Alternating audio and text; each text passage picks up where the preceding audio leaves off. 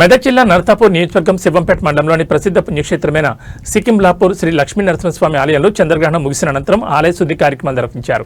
ఆలయ ప్రధాన అర్చకులు ధనంజయ శర్మ నేతృత్వంలో స్వామివారికి సంప్రోక్షణ, పుణ్యాహవచనం మరియు ఇతర విశేష పూజలు నిర్వహించారు. గ్రహణ కాలంలో మూసివేసిన ఆలయ ద్వారాలను శుద్ధి అనంతరం తెరచి స్వామివారి దర్శనానికి పునఃప్రారంభిస్తారు. భక్తులు యథావిధిగా స్వామివారిని దర్శించుకోవచ్చని, ప్రత్యేక పూజా కార్యక్రమాలు కొనసాగుతాయని అర్చకులు తెలిపారు. ఈ సందర్భంగా భక్తులు పెద్ద సంఖ్యలో తరలివచ్చి నృసింహస్వామిని దర్శించుకున్నారు.